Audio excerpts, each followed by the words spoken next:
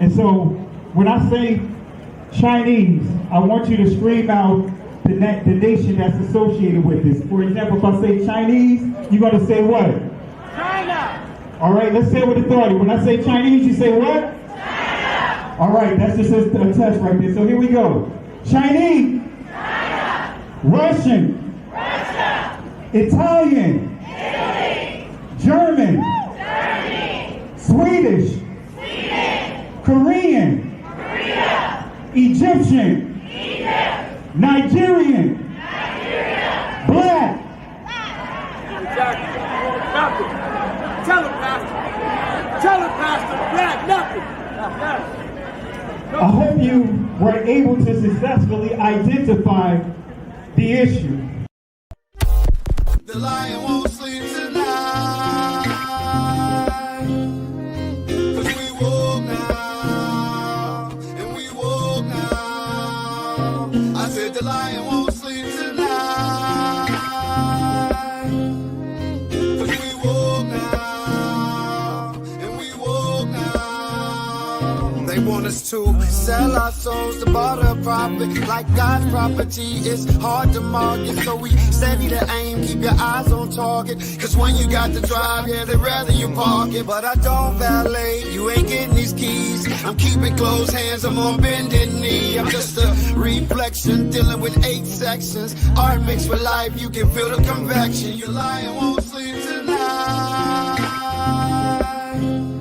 'Cause we woke now, and we woke now. I said the lion won't sleep tonight. 'Cause we woke now, and we woke now. I said the Black people can't be anti-Semitic. We are Jew. You understand what I'm saying? We are Jew. So cool out. Until you do your facts, until you really do the facts with the fake indoctrination that y'all put into the schools and all that, you know what I'm saying? We're not following y'all rules. You know what you are? You're an ancient Israelite. Ancient Israel, that's who we are. That's who we are. So if you give me time, if you give me time, But all that he said, no, we don't have. so many years. I know. Look at this. This is pages and pages of Yes. notes. And I promise we'll give more teaching. But here is my challenge to you. All right. I'm hearing some of your traditions. It's like the days of the Bible. Yes. Do you want to remain ancient Israelites or you want to be Jews? I'm so glad you're here because you can bring great clarity. Can you tell us a little bit about the Sephardic Jews and how they were scattered because they went west? I sure can. Because the reason why I want to is because a lot of them, and a lot of people don't know this, are in the Caribbean. They are. In the islands. And you're one of them. I know that. I'm one of them. I know that. Because, a lot of folk don't know that those roots are there. One of the first batches of slaves that came to Jamaica, they were the Sephardic Jews. It's documented. And they're all over the Caribbean, over the Caribbean, South America, Central America, and even the South Central United States. Wow. And DNA testing is a factor in all this now. This world and the next world are asymmetrical. The next world is where the majority of a person's actions, which determine his identity, are compensated. For the righteous, they exist in the world to come and they're rewarded. And for those whose major complexion is black, are excluded from the world to come. Hitler was, and the Nazis, of course, expanded on Margaret Sanger's approach to eugenics, right? Eugenics was a movement that was born in the United States under hard doctrines of racism with the intent of eliminating the tribe of Judah in the African-American community in this country, right? To eliminate them. The entire Bible is about black people. Not only was Jesus black, but every character in the Bible seems to be black too. Yeah, Zephaniah and Jeremiah and Jebediah, those all aren't white people names, okay? And Jesus wasn't some tan, partially melanated Middle Eastern person either. I'm talking straight up black dude, okay? Even in the book of Revelation, when you get the vision of Daniel, he's describing someone with feet like burnt brass and white woolly hair, and we've got the deep running water voice with the red eyes, and you guys, he's black. The Jewish people are black people, like Kanye was right. We're going to take back our country, and we're going to make Israel great again, and we're going to make Israel great again, and we're going to make Israel great again. We're going to make America great again. We're going to make them both great again, greater than ever before. They don't pay rent. The city doesn't have the whole. It's a chain of events. It's so bad. One rough hour, and I mean real rough, the word will get out, and it will end immediately. End immediately. You know, it'll end immediately. We are the party of common sense. I knew that once they had open borders, all of the countries, I didn't think about all over the world. I thought in South America, it's all over the world. Last week, a lot of people came in from the Congo, a big prison in the Congo in Africa. Welcome to the United States. They came in from the Congo. They came in from the Congo. They came in from the Congo.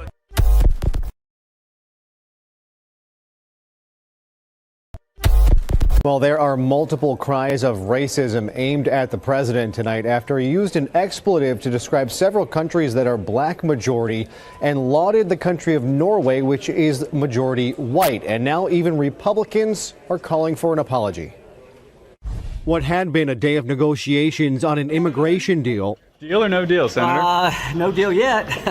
There's got to be one because we're running out of time. Turned into another PR debacle for the president after word leaked out about comments he made in an Oval Office meeting. The Washington Post first breaking the news that when Trump learned of a plan that would restore protections for immigrants from countries like Haiti, El Salvador, and several African nations, the president apparently growing frustrated, leading him to say, "Why are we having all these people from expletive-hole countries come here?" The Post reporting the president then went on to say that the U.S. should bring in more people from countries like Norway. The White House did not verify that the president made those statements, but it has not denied them either. Using vulgar language, President Trump today questioned why the United States would allow people from Haiti and Africa into the country, describing those places using an expletive while suggesting people from Norway might be more acceptable. He reportedly made the comments during a White House meeting with a bipartisan group of senators. The White House tonight is not denying the president made the remarks. Now, we want you to know our report includes that expletive once so that you can hear the complete quote for yourself. And of course, it may not be appropriate for some of our younger viewers. NBC's Peter Alexander has details. The president tonight apparently uncorking another astonishing statement, complaining to lawmakers in the Oval Office about protections for immigrants. Why do we want these people from, quote, all these shithole countries here? According to a Democratic aide familiar with the conversation, Mr. Trump was referring to African nations and Haiti, before suggesting the U.S. should have more people from places like Norway, whose prime minister he met yesterday. A White House spokesman tonight not denying the president's words, but saying certain Washington politicians choose to fight for foreign countries. But you do allow them to take land. No. You do allow them to take land. Nobody can take land. And then when land. they take the land, they kill the white farmer. And when they kill the white farmer, nothing happens to them. No, there is nothing happens to them. There is criminality in our country. People who do get killed, unfortunately through criminal activity, are not only white people. Majority of them are black people. We had people waiting on airplanes. We had people who have helped our country, that have been translators for our military, that have been patriots for this country, that are waiting in camps while white Afrikaners are being let in on a fast track. We feel like that as a moral matter, we can't participate in. I never looked that way. The audience was massive and it was in front of me. I never have that particular graph. That was a graph on, as you all know now, that it's very, I think everyone knows it very well, but it showed the great numbers on illegal immigration. It was the lowest point we've ever had. And it was one that I use less than 20% of the time. It's always at the end of the speech, not at the beginning of the speech. And it's always on the left side, not the right side. And yet, for some reason, I called it. It's not on a teleprompter. I do things largely without a teleprompter, frankly, because it's hard to hold an audience if you're going to go for an hour and a half or 2 hours reading a script. And I just talked about it, and I moved to my right, turned sharply to my right, ping. And if I didn't do that, I'm not here with you. So, yeah, God has something to do with it. It's a miracle, and God had something to do with it. And maybe it's we want to save the world. Absolutely. Sure.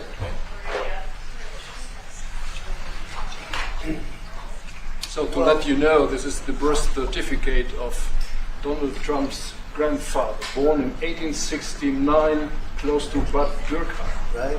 Yeah. That's called and his Sirius. Christian name was Friedrich. Right?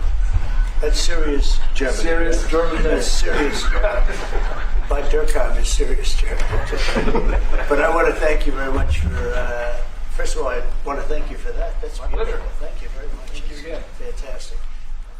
We'll put it up in a place of honor. Yeah.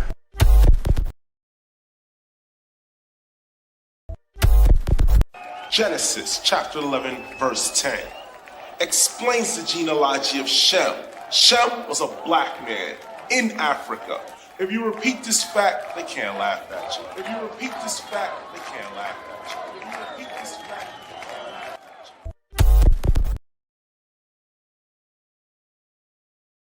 at you. Want to say peace and blessings to everyone. Really appreciate you guys for bearing with me. I know it's been, of course, I did a live last night, and I'm going to redo that live tomorrow. Want to go into more details with it and make it more structured. So the live, did a live last night. It was last minute Halloween live, dealt with a lot of information. But prior to that, it's been 2 weeks since I really did a live, teaching. And tonight, I'm still going to piggyback on the cult of Baal, but I changed the title to Trump declares war against Nigeria. Family, it's real. It's real out here. There's a lot going on. And as we progress in this lesson or this discussion tonight, I'm going to adjust my slides accordingly. But family, there's so much going on. That's right. Donald Trump, the commander-in-chief, has threatened to send ships over to Nigeria under the pretense, or should we say, we can just call it what it is, a tit for tat of stating that genocide is going on in Nigeria against Christians. And so now he wants to send warships to Nigeria to supposedly stop the genocide. So we're going to cover that. We're going to discuss that. And I'm going to drop the link inside the chat. If Berean Scholar, Benaya, if you're watching, I'll drop the link inside the chat. Sister Eve, some of the guys you already know. And depending on where we are with it, I may just open it up for everyone to, those that want to just, especially if you're over in Africa right now, to voice your thoughts. But there's so much, family, is going on. And I'm reading about Tanzania. There's some things stirring up in Tanzania, in the political arena. I think, what I saw an article about a week ago, over 70 people were murdered. I mean, it's a lot of tension that's stirring up. So a lot is going on, family. But yes, and I'm going to show you the article, and I'll drop the link inside the chat. There's a lot going on, family.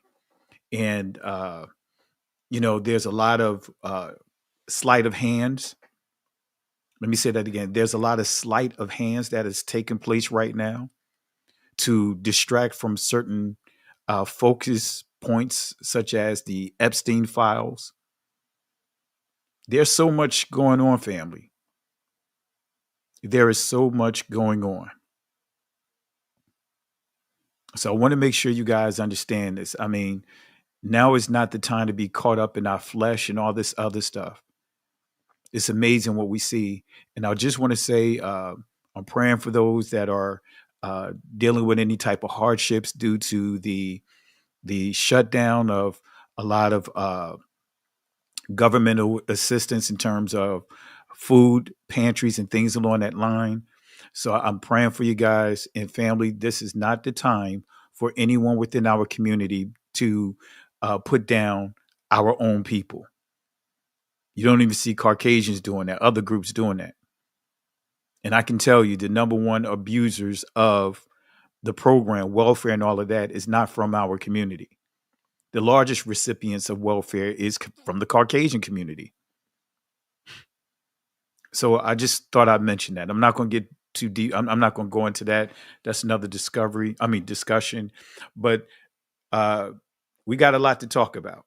So let me drop the link inside the comment section.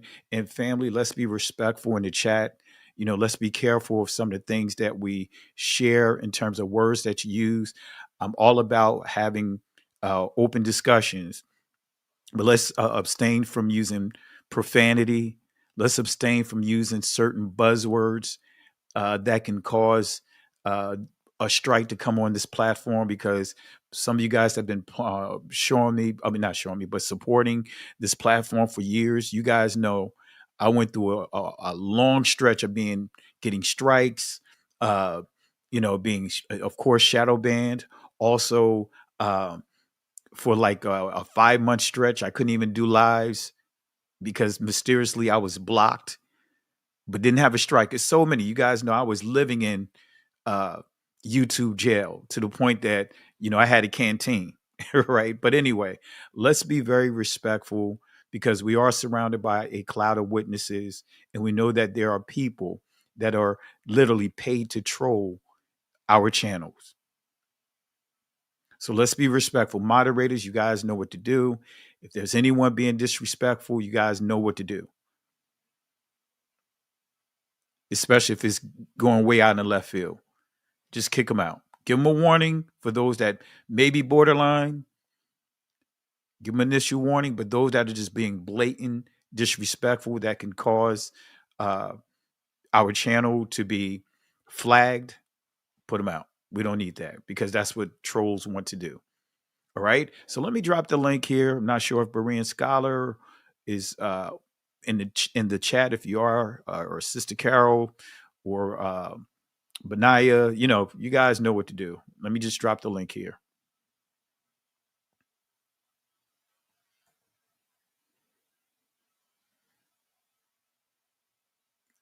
Let's see. All righty. Let me stretch the screen out. And let me move this out of the way, because I'm going to update this as we go on, as we progress. A lot to go off, a lot to deal with. So let's go ahead and break this down. Let's break this down. Matter of fact, I see Berean Scholar in the background. Let me bring them in real quick before I get started. Let me see here. Let me get my mouse here.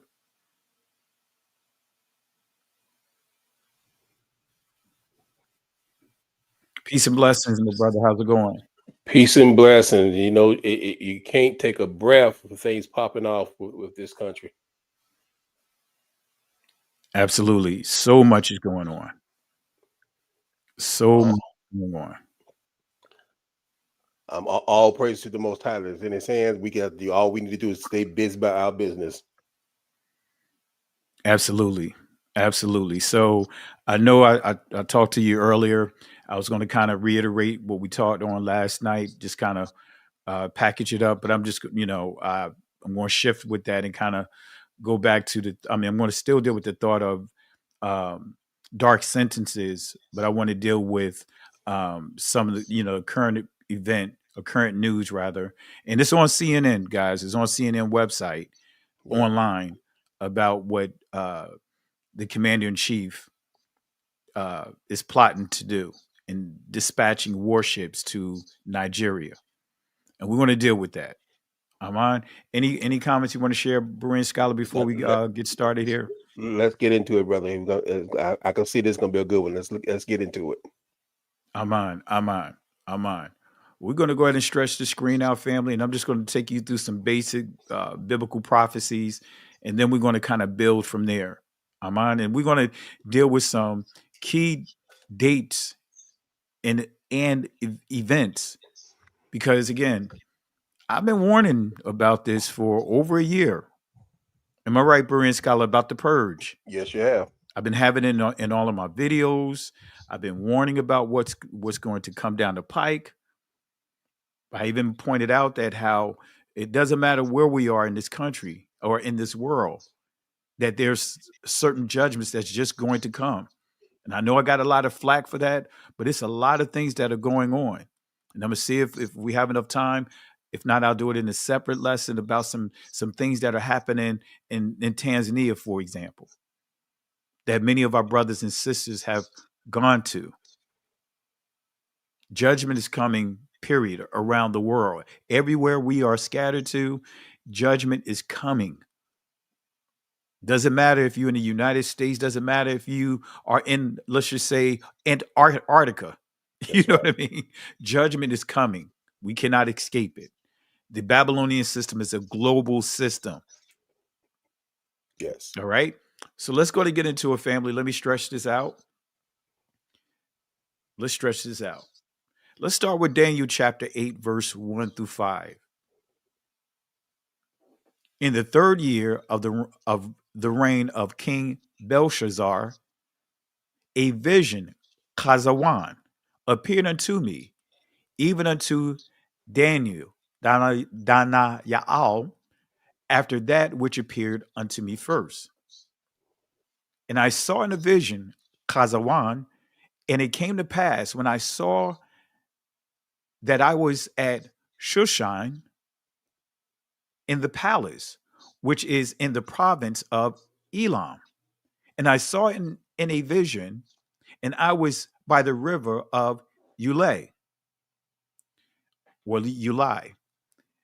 Then I lifted up mine eyes, Ayan, and saw, and behold, there stood before the river a ram which had two horns, Quaran Yam, and the two horns were high, but one was higher than the other, and the higher came up last.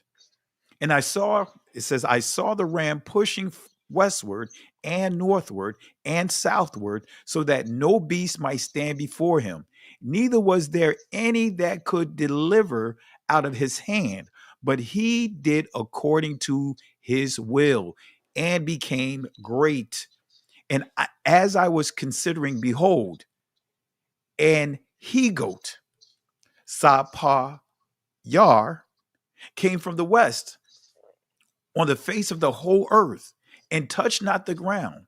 And the he-goat had a notable horn, Quaran, between his eyes, Ayan. So real quick, who is the ram, and who is the goat? Excuse the typo. Who is the ram, and who is the he-goat? Let's break this down real quick. Who is the great horn and the four little horns? Historical context is what I want to point out. Daniel received the vision in the third year of Belshazzar, his reign, which was probably about 550 BC. This was about 12 years before the fall of Babylon on October 12th, 539 BC, round about that date. Go figure, right? In his vision, Daniel saw himself at the fortress of Susa, or Shushan, standing by the Ulai River, a canal that had been built to provide water for the fortress city. Susa was about 200 miles east of Babylon and 150 miles north of Persian Gulf. Although the city was the capital of Elam, it was not that important to Babylon. However, Later, it would become one of the royal cities of the Persian Empire. So the Persian King Darius I established Susa as his capital in 521 BC. From a biblical perspective, two of the prominent cities of Susa were Esther and Nehemiah. This is where, you see the connection to these two figures here. So who is the ram? In his vision, Daniel saw a large, powerful ram, which represent Medo-Persia. He noticed two significant features about the ram. First, the ram had two long horns. However, one horn was longer than the other, even though it started to grow later than the first. This refers to the fact that Persia was initially less powerful than Media, but under the leadership of Cyrus, Persia eventually conquered Media and united the two nations to become the Great Medo-Persian Empire. So just giving you some context here, family, from a biblical prophetic perspective. So the ram was unstoppable as it charged west, as it charged north, as it charged south. In its terrorizing charge west, the ferocious ram conquered Babylon, conquered Syria, conquered Asia Minor. It even invaded certain areas of Greece. To the north, Persia, the ram, conquered Armenia, Scythia, and the Caspian Seas. Sound familiar? You guys know we've been covering this area for quite some time. Moving southward, Cyrus and his successors conquered Egypt and Ethiopia. No nation was able to withstand the power and the cruel attack of Medo-Persia. This terrifying beast did as it pleased and became the largest empire up until that time in human history. So who is the rough he-goat? Who is the rough he-goat? Daniel chapter 8, verse 20 and 21. The ram which thou sawest having two horns are the kings of Media and Persia, and the rough goat is the king of Greece. Well, right? That's what the scriptures say, Greece or Grecia. And you see the Hebrew word Yawan.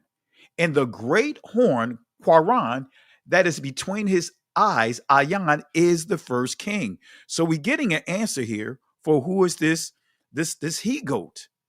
So suddenly Daniel saw in his vision a swift, angry goat with one very prominent and large horn. This angry goat represents Greece. It represents Greece. And Alexander the Great. Daniel described 5 features of this goat. And I'm painting a picture here, family, because I'm going here. It's going to connect to what we're going to talk about tonight. All right. So Daniel described, again, 4 features of the goat. First, the goat, which is Alexander the Great, came from the west, swiftly crossing the entire earth without even touching the ground. The goat came from the west swiftly, crossing the entire earth, again, without even touching the ground. The goat was filled with rage as he attacked the two-horned ram. The angry goat attacked the ram with intense power.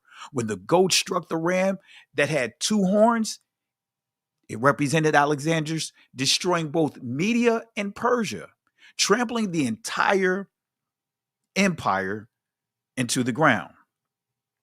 Greece became a great empire under Alexander the Great, conquering most of the known world of that day. But due to his success, he became increasingly prideful and arrogant, even exalting himself as a deity. So who is the great horn? And, who are the 4 little horns?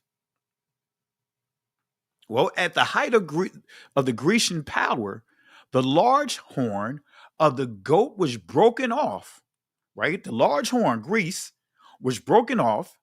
Alexander the Great died due to a sudden fever at the age of 33. After his death, various leaders of Greece made attempts to hold the empire together, but the attempts were unsuccessful. The four prominent military commanders divided the empire among themselves. Antipater and Cassander ruled Greece and Macedonia. Lysimachus ruled Thrace and Asia Minor. Seclus, excuse me if I butcher it, the first, Nicator ruled Syria, Babylon, and much of the Middle East.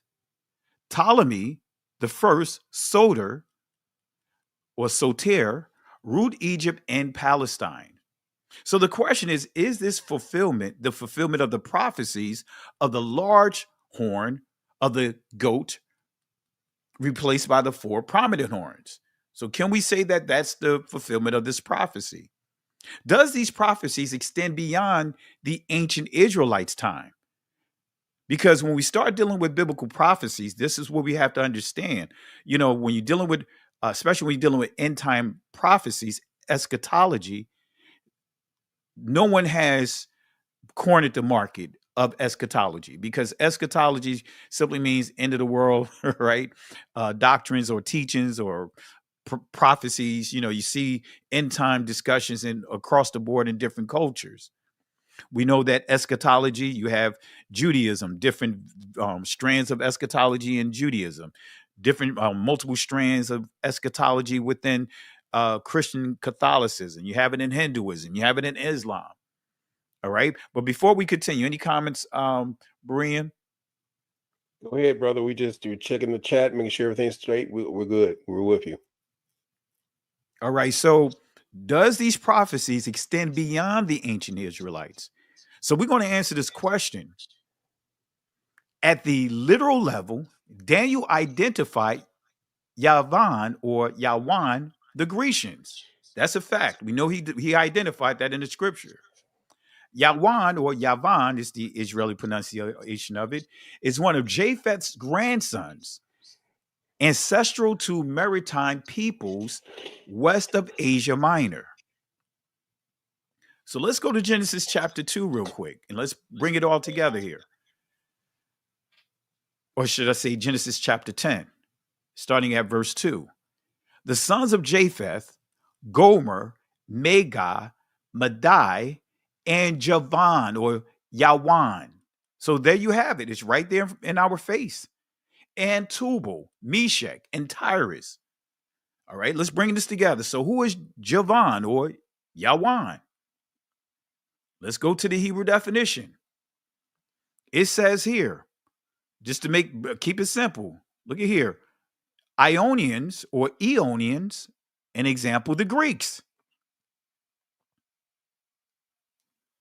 All right. So the Eastern Bible Dictionary gives us clarity as well about Javan. Look at what it says. Whose descendants settled in Greece, an example, Ionia, which bears the name of Javan in Hebrew. And it gives us what we already covered. Alexander the Great is called the king of Javan. This word was universally used by the nations of the East as the generic name of the Greece race. Or we just say the nations, right? But anyway, so Javan are the Greeks, right? So what did Josephus, the Israelite historian, say about the Greeks? Let's go here. The 7 books of the Jewish War, chapter 5. After this, they were dispersed abroad on account of their languages and went out by colonies everywhere, and each colony took possession of that land which they light upon, and unto which God led them, so that the whole continent was filled with them, both inland and maritime countries. In other words, the countries near the water. There were some also who passed over the sea in ships and inhabited the islands. And some of those nations do still retain the denominations which were given them by their first founders. But some have lost them also, and some have also admitted certain changes in them, that they might be more intelligible to the inhabitants, and they were the Greeks who became the authors of such mutations. For when and after ages they grew potent. They claimed to themselves the glory of the antiquities. In other words, hijacking people's identities. That's what this is saying. That's what Josephus is recording. They hijack identities in the culture of people that they conquered, nations that they conquered, giving names to the nations that sounded well in Greece, or should I say Greek, that they might be better understood among themselves, in setting agreeable forms of government over them, as if they were a people derived from themselves. All right. So again, setting agreeable forms of government over them as if they were a people derived from themselves. So this quote by Josephus further confirms the prophecies of Genesis 9:27. You guys know that prophecy. Elohim shall enlarge Pathah, Yapath, in other words, Japheth, and he shall dwell in the tents of Sham, and Canaan, Canaan shall be his servant. So merchants of Yavan or Yawan, Tubal, and Meshach, right, trade. It's documented in the scriptures that they traded slaves in bronze with Tyre. Let's prove this real quick. I'm giving you some historical information according to the scriptures. So we know the Grecians had a pattern of what? Enslavement. And the Grecians represents the Europeans. Yawan, Grecia, right? Tubal, Meshach, and we saw their names under Japheth. They were thy merchants. They traded persons of men. So you see a slave trade. You see they specialized in slavery, selling people. Any comments, Berean scholar? Yeah, I'm keeping it out in the chat. You keep going, brother. All right. And so another key prophecy that proves Daniel's prophecy of Javan extends beyond Alexander the Great, but it involves his descendants' fierce role and the enslavement of Israel. You guys familiar with this passage?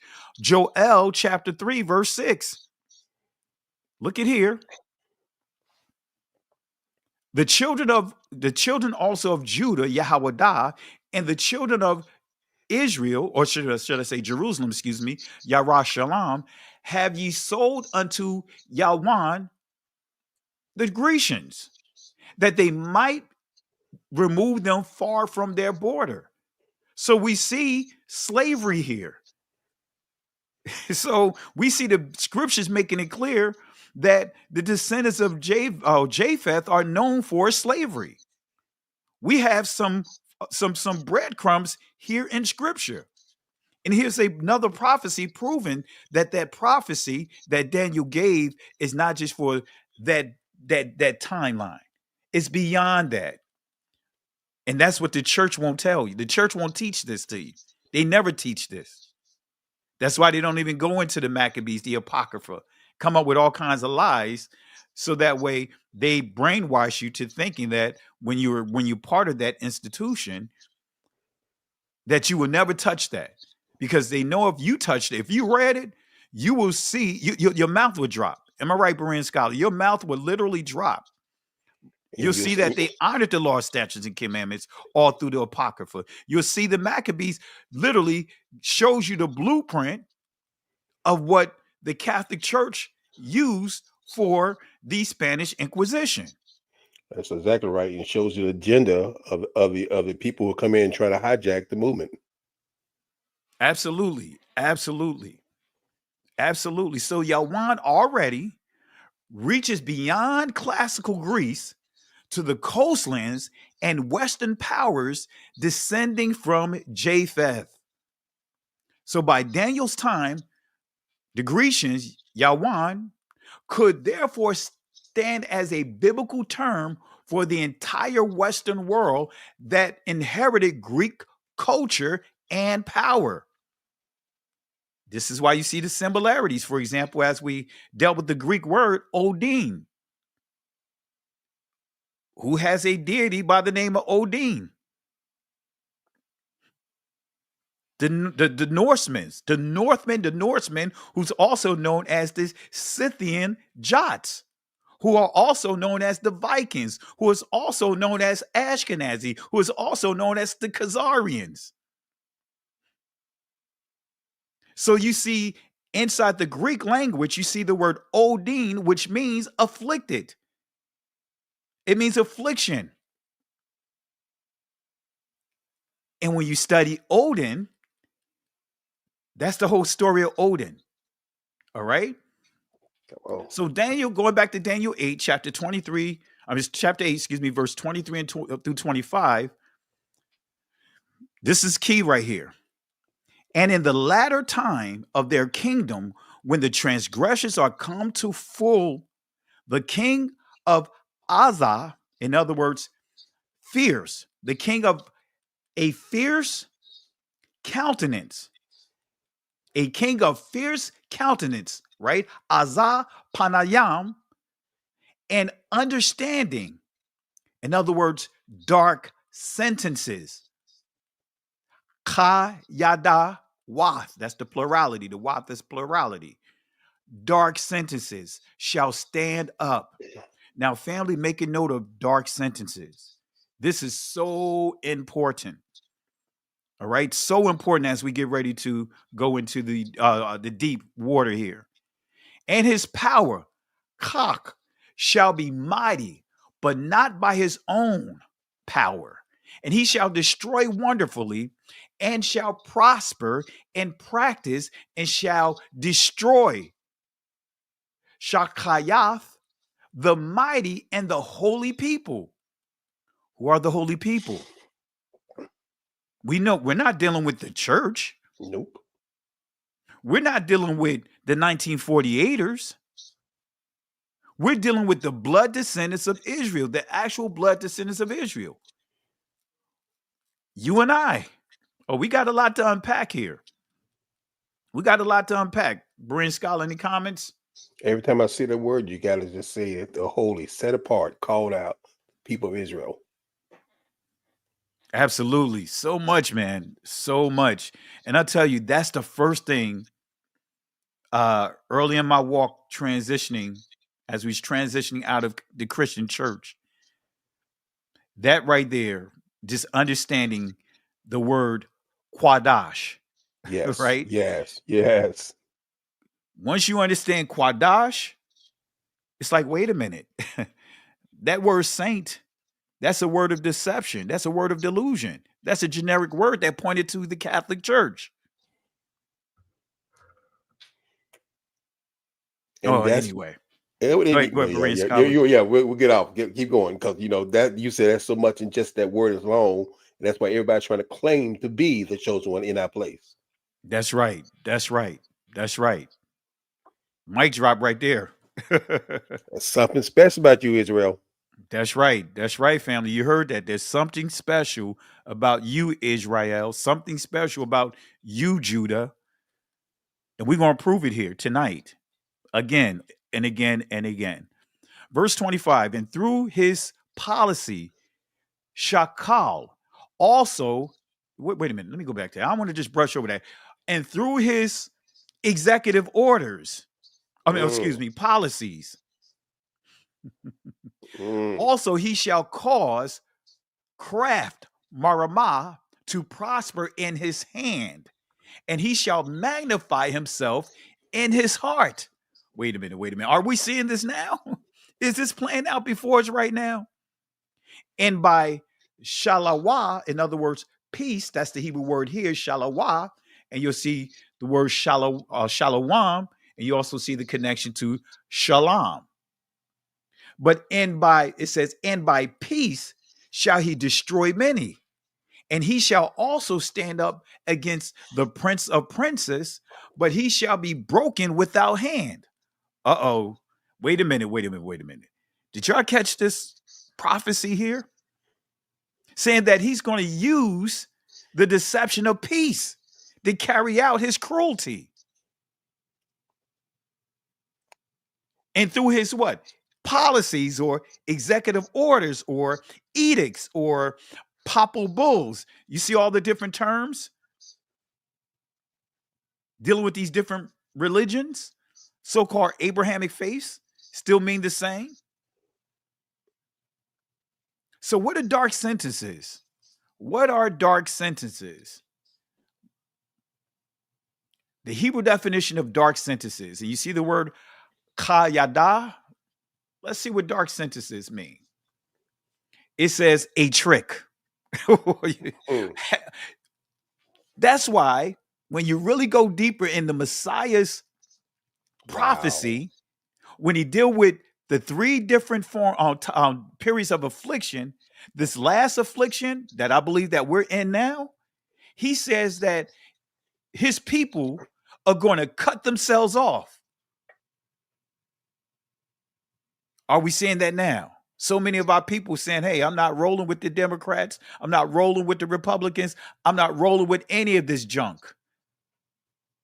I'm not marching with anybody. Exactly. Our community is tired.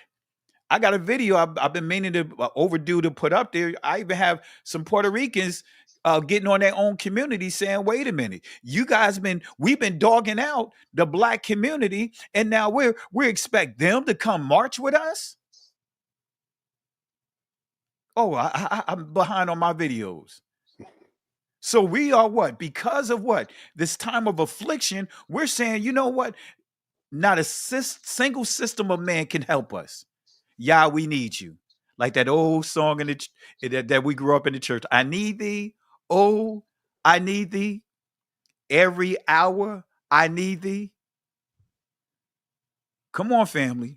That's where we are right now, overall as a community. So look at here. A trick, conundrum, dark saying, in other words, sentence, speech, hard questions, proverb, riddle. Doesn't this commander-in-chief seem like he's talking in riddles? Sounds like he's rambling, but he does that strategically so that way people don't take him serious. I've literally had this discussion internally in our assembly, and some people, was trying to say, well, that's Trump just being Trump. He don't mean none of that stuff. And everything he said he's going to do, he's done it. He's done. That's the trick. That's the spell. He won't do that. And the very thing you think he won't do is the thing that he's doing. The thing that you think is a joke, no, he's serious.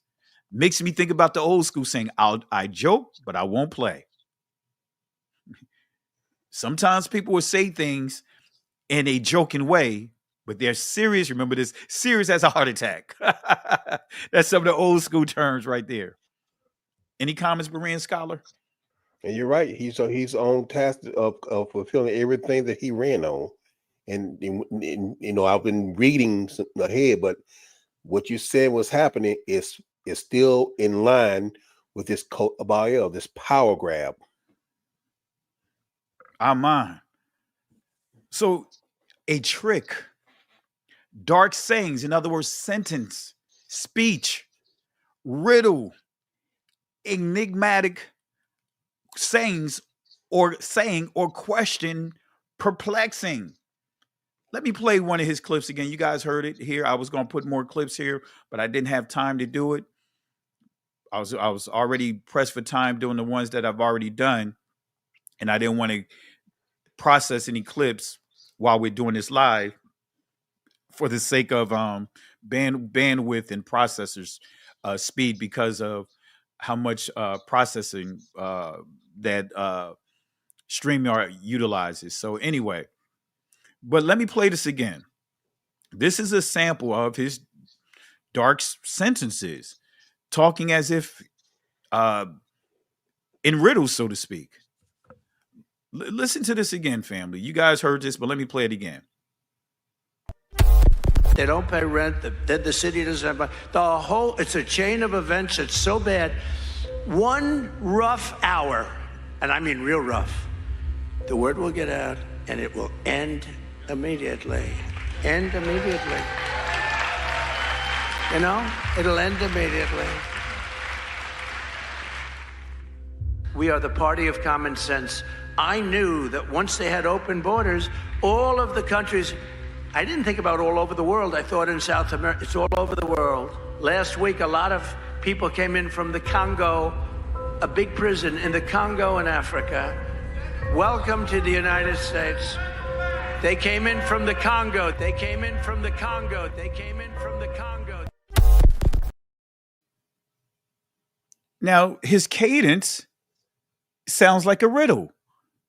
It sounds like he's rambling, but it's very well calculated. He didn't get to his place, get into this position by happenstance. Any comments, Berean Scholar? No, he is a clever manipulator and a showmanship. He's skilled in showmanship. He knows how to get a message across. Absolutely. Absolutely. Absolutely. I see Sister Carol in the building. I'm going to drop the link inside the chat for you, Sister Carol. If you want to jump on, feel free. As we progress here, feel free to jump on.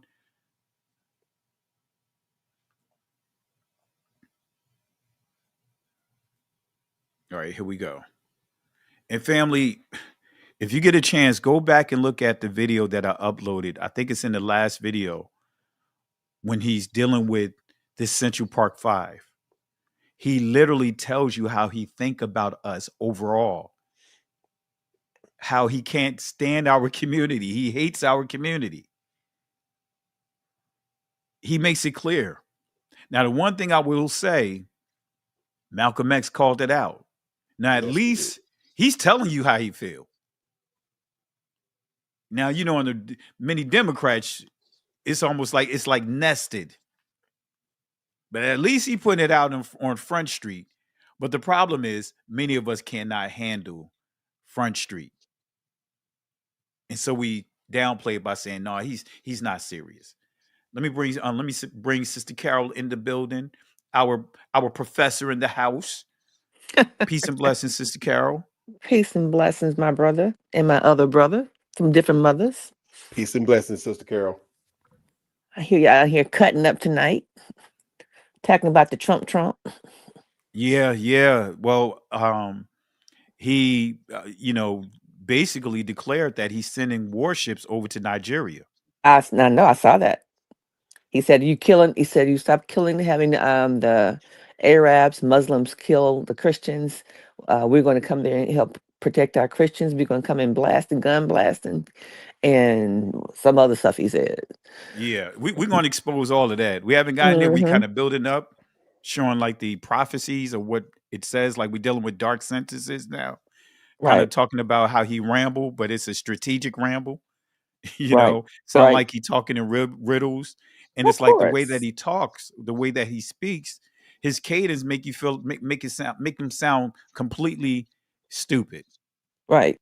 When actually it's like, hey, it got him to where he is. You know what I mean? Exactly. Right. So any comments, sis? No, keep right on pushing. I'm right with you. I'm on. Berean Scholar, any comments? Let's go. Let's get in. All right. So on board. Absolutely.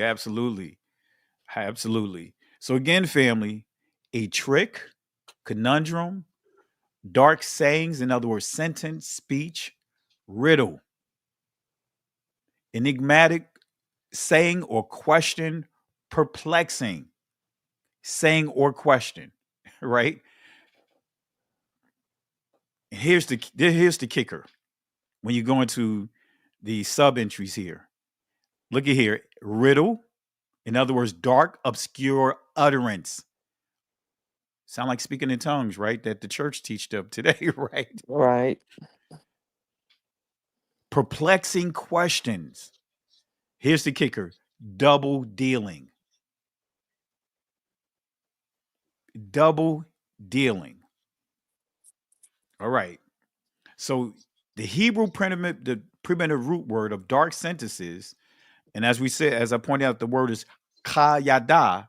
Let's see what it says. It's going to continue to confirm what we see here. To tie a knot, right? the way he speaks makes things what not it knots things up, right? Create bottlenecks. It says to tie a knot, an example, figuratively, to propound a riddle.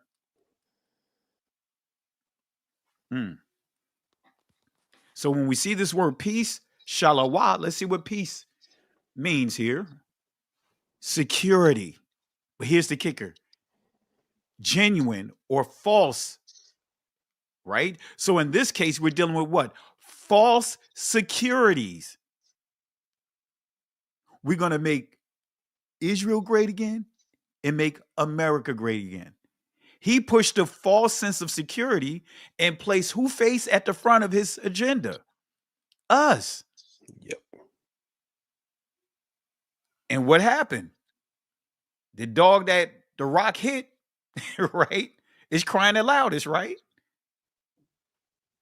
Because, and you guys, we talk offline about these things. We didn't benefit from any of these so-called programs that they supposedly made for us. They need something to argue against. So therefore, they put our face on it to push their agendas, because people, right, their people have a inherited hatred for our community. Japheth has an inherited hatred. Esau, which is he's a Hebrew family, he's not from Japheth, but he has what? The Edomites have an inherited hatred. This is where you get the crafty counsel into play.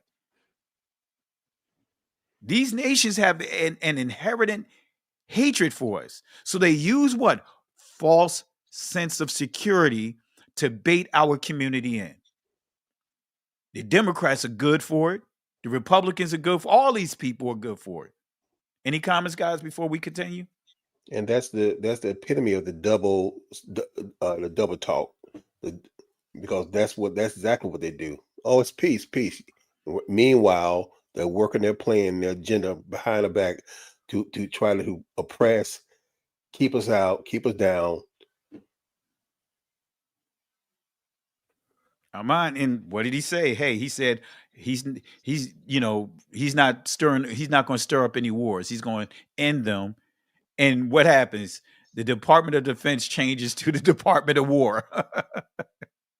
You can't make this stuff up, man. Any comments, Sister Carol? No, that's exactly what he wanted. That's why he did that. Absolutely, family. Go ahead, sis. I'm we sorry. need to understand there's another picture going on behind the front street. Nigeria has its own agenda too. We're going to get to some things here. We're going to get to a few things, but I really wanted the thing I'm really going to touch on is why over the past year especially I say this past year, he's really been pushing the buttons towards Nigeria. Mm-hmm. We got a hint, because there's I just don't have images up on for not, I just don't post things just to be posting it. There's a reason why we see that guy right there. Yeah, exactly. That guy right there. That is the reason. Right. So we're gonna walk it out, family. So let's see some of the dark sentences that we've witnessed here within the past year. Let's start with before we get into it, let me just give you this highlight a few things real quick. Complex theological and legal writings such as Talmudic commentary, scholastic creeds, canon law that redefine scriptures through deceptive layered reasoning. That's what dark sentences, if we bring it up to the now, is. So institutional peace or false security through supposed unity offered by empires and churches that replace covenant obedience with doctrines of convenience. So what does the Talmud say about the Messiah? I'm not going to go to the details of it, but you guys know what it says about the Messiah. We talked about it, calling him a sorcerer, said that he's burning in hell and feces. This is the Sanhedrin 43a. I'm just going to post it here, but I'm not going to read all of this here. All right. They also refer to Miriam as a prostitute, right? Sanhedrin 106a, as you see here, refer to the Messiah as Balaam. Okay, I'm not reading all of this here, just for the sake of time. And then they also accuse him of being raised from the dead through necromancy, right? This is coming from Gideon 57a, right? So this is just highlighting this and comparing him to Balaam. All right, I'm just reading. I'm just kind of summarizing this so we can get to some key points here. It says that he's boiling in hell in hot dung, right? I was gonna go leaders of the new school on you guys. Doo-doo, right? But anyway, that's what they have inside their text here. All right. So let me fast forward here. So what are dark sentences of today? Sanhedrin 113a, deals with how they justify their treaties and agreements and all those different things, right? I'm not going to go into all of this, but they make it clear that it's permissible to rob, cheat, and cancel agreements towards people that's not part of their community. So what are dark sentences of today? Now, you guys probably remember this. I played the video clip, but Forbes.com journalist calls Trump's claim about Congo immigrants false, November 4th, 2024. Now, I didn't put all my clips in here because one of the other things he pointed out was saying Haiti. The Haitians they're in Ohio eating the dogs, eating the cats. That was a big one. And look at how people ran with that. But anyway, so let's highlight this real quick as we build this up. So journalists called Trump's claim about Congo immigrants false. Journalists have found no evidence to support Donald Trump's assertion that immigrant prisoners from the Congo, are being released into America. Analysts say repeating over-the-top claims about immigrants at rallies may indicate the former president has felt the need to escalate his rhetoric due to improvements at the border. Illegal entry is lower today than when Donald Trump left office, with border encounters for Cubans, Haitians, Nicaraguans, and Venezuelans. Now, we got to make a note of this here. When you see these names here tied in with the Nigerians, why is this so significant in what we see playing out today? What's happening over in Venezuela? Family, he's been putting it out there on Front Street what he's going to do. What he's getting ready to do to Haiti. He's sending ships over to Haiti. Any comments, guys? Go ahead. You on? So what's the significance in Trump mentioning Cubans, Haitians, Nicaraguans, Venezuelans, and Nigerians? Let's go back to this article here. All right, let's deal with this next section here, as far as Trump claims about immigrants from the Congo. So the Congo had been released into the United States to prey on Americans. Journalists have found no evidence to support the claim and have concluded the former president or his staff invented the story. At an event with Tucker Carlson on October 31st, 2024, Trump said prisons from all over the world are being emptied out into our country, all over the world, the Congo in Africa. Hey, that's right. It's Tucker Carlson who's been railing against Trump based upon the 1948ers, but he wasn't railing against him over these lies right here. He was in agreement with all of this stuff. So not just South America, they're opening up their prisons and they're bringing them into our country. On October 6, 2024, in Juneau, excuse me, however you pronounce it, Wisconsin. Trump told a more involved story, and they come from the Congo in Africa, he said. I don't know what it is, but large numbers of people are coming in from the Congo, and you know where they're coming from. The jails of the Congo. They're coming from the jails of the Congo. So again, what are dark sentences of today? Remember this, guys? BBC, Trump's 20-point Gaza peace plan in full. Remember this? That he came up with? And did it work? It was such a lie. There was never a ceasefire. And since this so-called ceasefire, over almost 60 children was murdered. Yep, a couple days ago.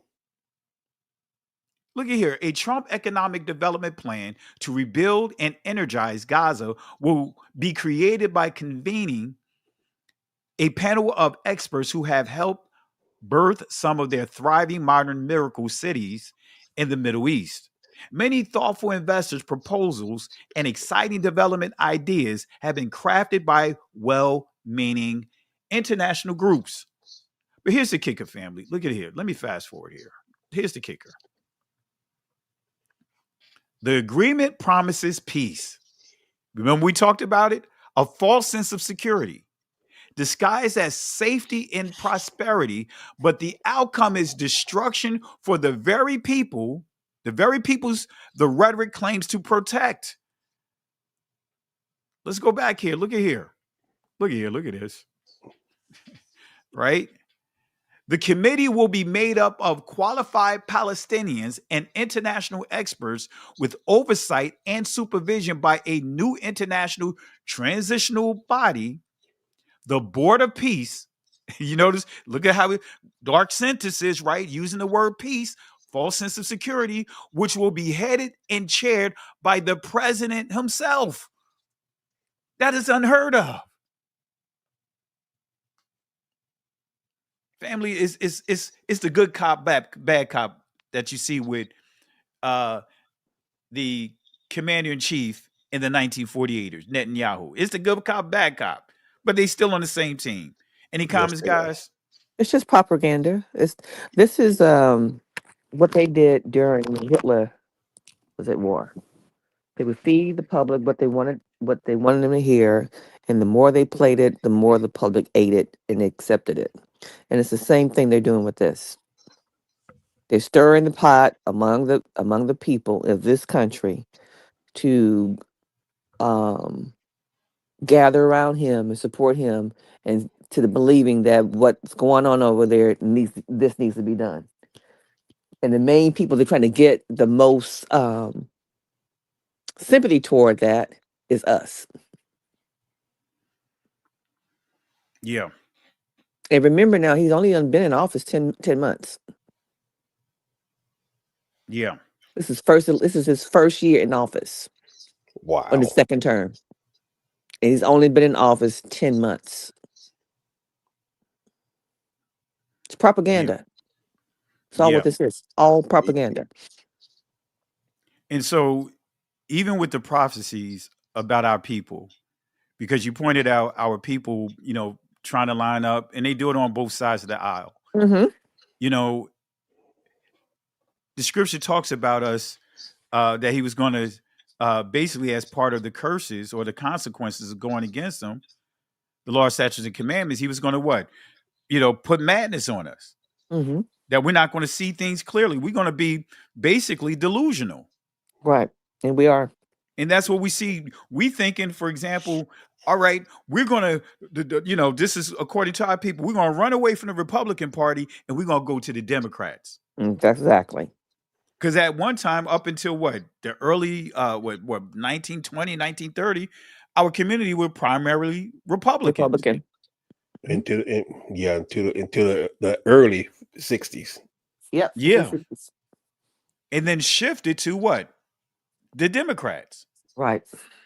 But again, this is what the scripture says, that we're going to what? Enter into agreements. Now we get into Deuteronomy 28:68. We're going to enter into agreements with our very oppressors, thinking that that's going to what? Get us out of the rut that we're in. Mm-hmm. And we're going to learn. It's going to take us a long time to learn this, that no man could what? Redeem us. Can redeem us. That's right. I saw a And posting yesterday with someone stating, you 90 million people who didn't vote, this is your fault. So I said, so what you're saying is that 90 million people should have voted for Kamala Harris only? That they had no other choice but to only vote this way? How about not voting at all? Because a no vote is just that, a no vote. It goes towards no one. It stays with the person who holds the vote. It doesn't go toward anyone. It doesn't count. It's not added to the count nor taken away from the count. But the mindset of saying that you 90 million people should always be Democrat. Well, and to your point, that's the nonsense that started coming out by saying, Yes. remember, they started trying to blame the men.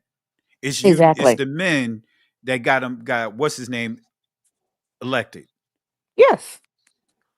Regardless of how you look at it, especially when you understand the numbers, family, both sides know that they're going to get 48%.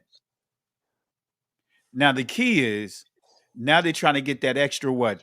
I want to say 4% to 5% that's sitting out there. If they can't get that number, then they're trying to hinder the other to get that number from getting that number. So that's the whole game plan. But the key is, like Sister Carol pointed out, when we start seeing foolishness of trying to point fingers at one another, it's you guys. Wait a minute. We've been burnt by both sides. Exactly. Hey, it wasn't just Donald Trump saying crazy things about Haiti. Biden did too. Right. Thank you. Exactly. They both, because they're the same people. Exactly. And They're what the many same people don't people. understand, that Donald Trump at one time was a Democrat. Exactly. When he was pushing all the profiling and all those things, he was a Democrat. And the Democrats fell right in alignment with it. And the Republicans, the only reason why you didn't have a lot of Republicans supporting that bill, that profiling bill back in the day, was because they wanted it to be even harder. So they all same birds. And he said the only reason why he ran for went to Republicans because he felt it was an easier path. And it was. And it was for him.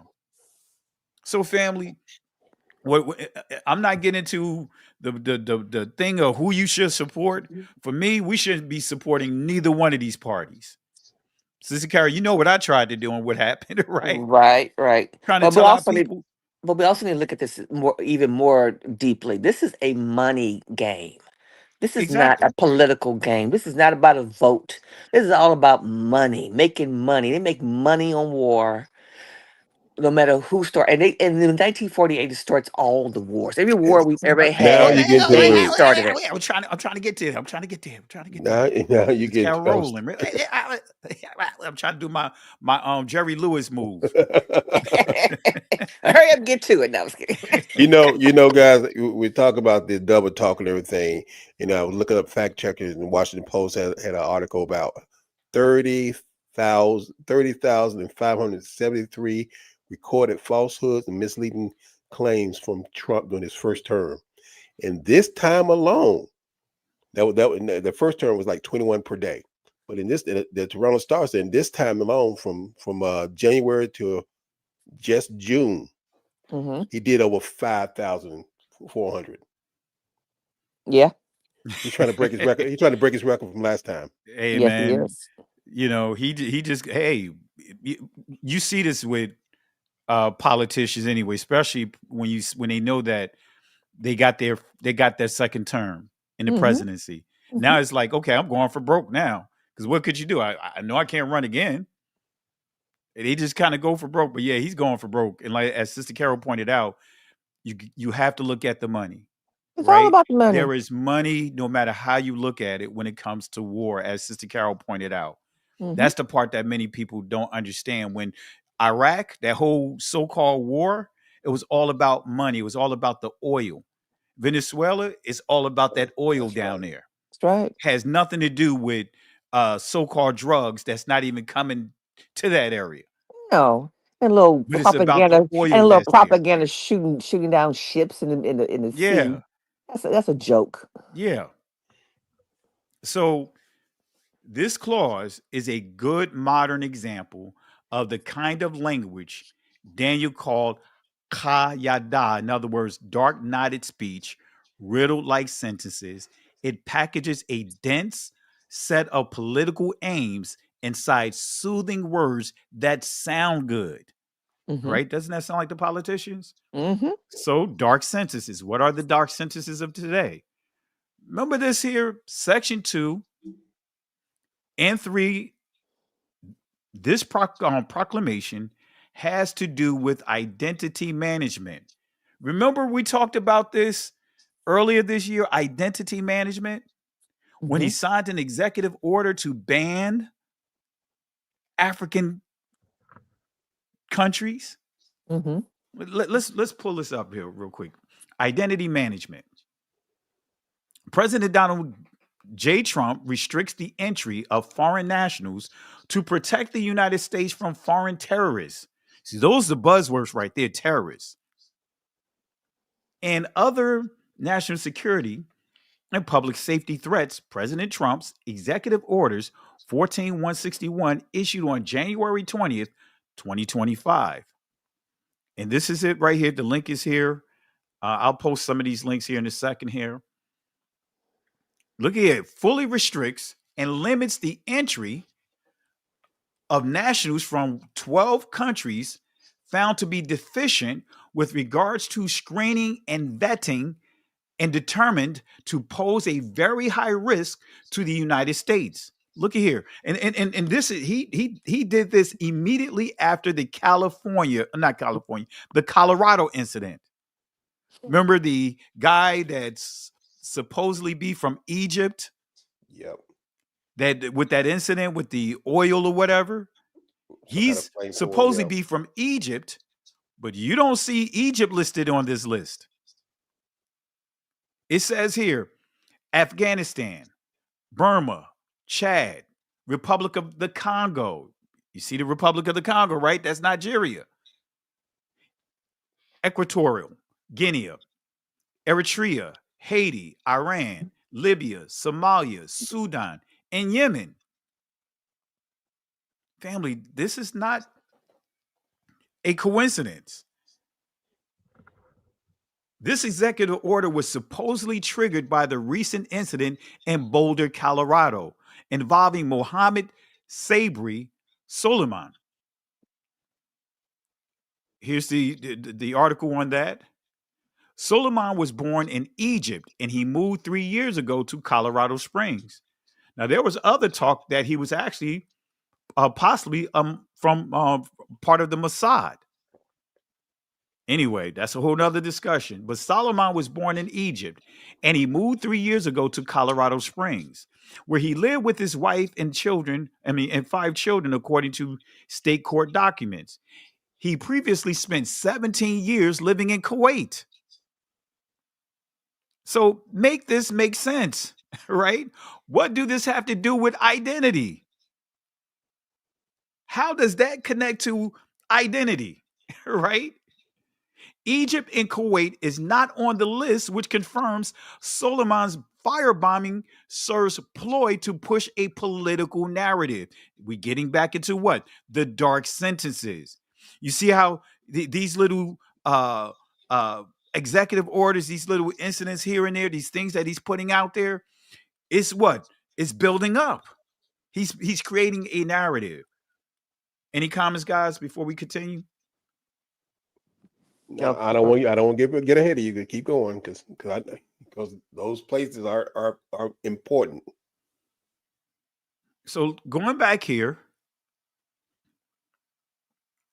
the proclamation fully restricts and limits the entry of nationals from 12 countries found to be deficient with regards to screening and vetting and determined to pose a very high risk to the United States. Now, I read these countries out, right? So Solomon's case is being politicized post facto to reinforce strict restrictions that were already rooted in broader strategic goals, including controlling who is allowed to claim Semitic or Shemitic identity.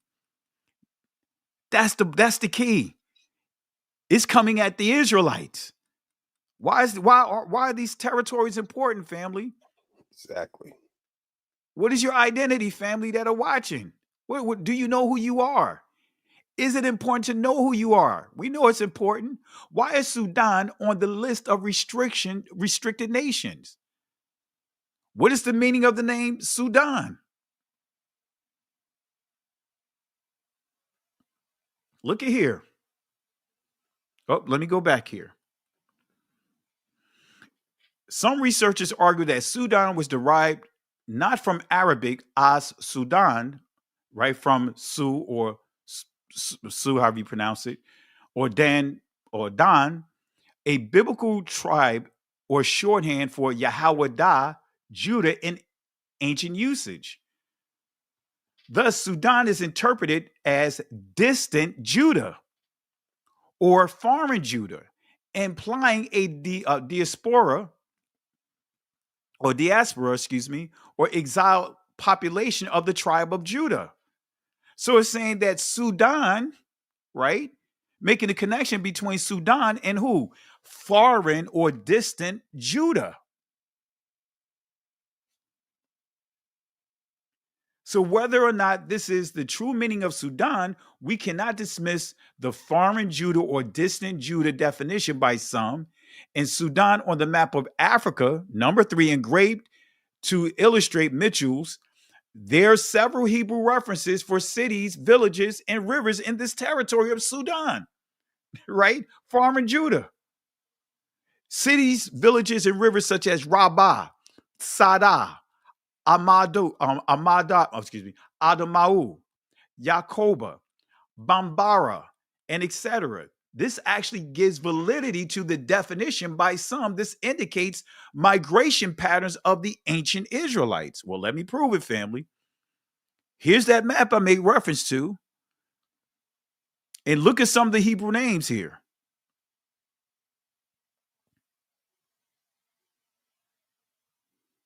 It's more, but I'm just highlighting some of the popular ones. Let me go back here. Bambara, which means is synonymous to Dabara, which means the word. It also means command. We see Rabbah, right, to cast together, increase, especially in numbers. Also to multiply. That's this territory here. We see Sada, or Tzad, meaning to side of, right? Because Tzada is a Hebrew letter as well. An adversary, B-side. Then we see Adamahu, which we see Adamah, soil, country, earth, ground, husbandman. We see Yaakov, which means hill catcher, which transliterates to the name Jacob. There's other words here, Kashna. I could pinpoint a number of Hebrew words. All right. So why is the Republic of the Congos on the list of restricted nations? Well, here's a map, right? And I want you to pay attention, family, right? Look at here, Adamawa. This is the map of Haslan, right? Look at here. This is that same territory. You see royal, and I know this is going to make some of you guys that's watching get twisted and turned, but it's not pronounced Niger. It's Niger. Look it up. I should have put my link in here, right, Sister Carol, so that I would normally play that to keep me out of trouble, right? With YouTube. Exactly. All right, and look at what you see. Yakuba.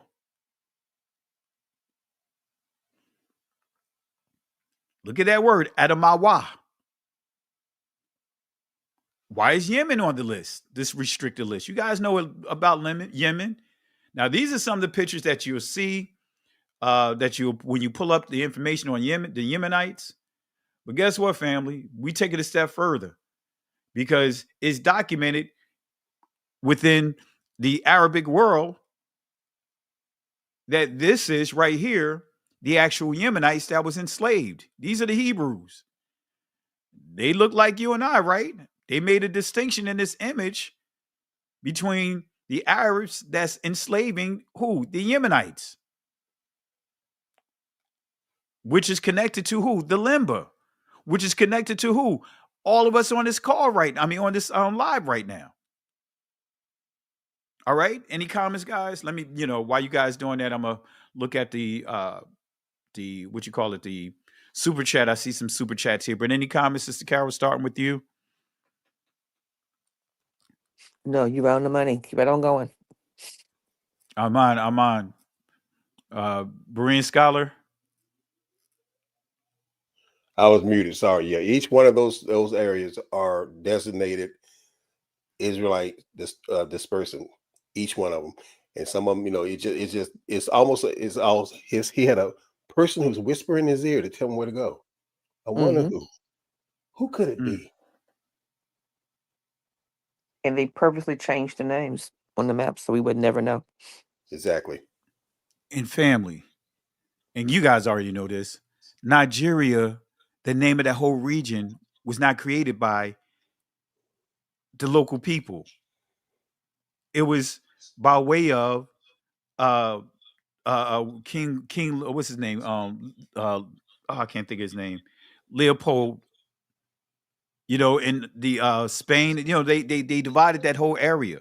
They came up with the area. It was a woman that came up with the name to name that whole territory, Nigeria. They should leave that name alone and come up with their own name. That's still the mark of who? The oppressors. Exactly. So real quick, let me give some shout outs here. Ambush Predator, shout outs to you. He said, we are at war. We forget because they focus us. They force us to interrelate, and we feel a false sense of togetherness. That's right. Going back to that false sense of security. We were doing well without them, and they needed to kill that and force us to learn their false history. See, that desegregation, that was the tool used to undermine our community. But you hit it right on the nail. Appreciate the shout out and the super chat, Ambush Predator. Let's see here. Sherry or Sherrical, apologies if I butcher your name. Or Sherry Callahan. I see it. That's what it is. My apologies. Thank you for the super sticker. Really appreciate it. S. Lyons, thank you for the super sticker. And Ambush Predator, thank you again for the follow-up super chat. Really appreciate it. I'm not religious, but I was in 3 different denominations until I became wise. I listened with my cup empty, hence why I follow this channel. Really appreciate it. Been there. Amen. Came up Baptist, went over to Kojic. And just before I took the dive out of out of church altogether, went into the apostolic and came out of the apostolic and started our ministry. And we refer to ourselves as non-denominational. And then I had this epiphany to realize that non-denominational was still a denomination. Yep. So we've been there. You don't feel like you're by yourself. We've been there. That's why we're doing what we're doing. Hallelujah. So family, let's show some love for our super chats, our contributions tonight. And thank you guys again. Really appreciate it. Hallelujah. Any comments, guys, before we continue? Go right ahead, brother. Not for me. Yeah, continue on. I'm on. So let's deal with some more dark sentences. I kind of feel like I want to go Mr. Rogers. Okay, boys and girls. You know what I mean? Kind of when I say this here. But anyway, so what are dark sentences? What are some of the dark sentences of today? Here's another one.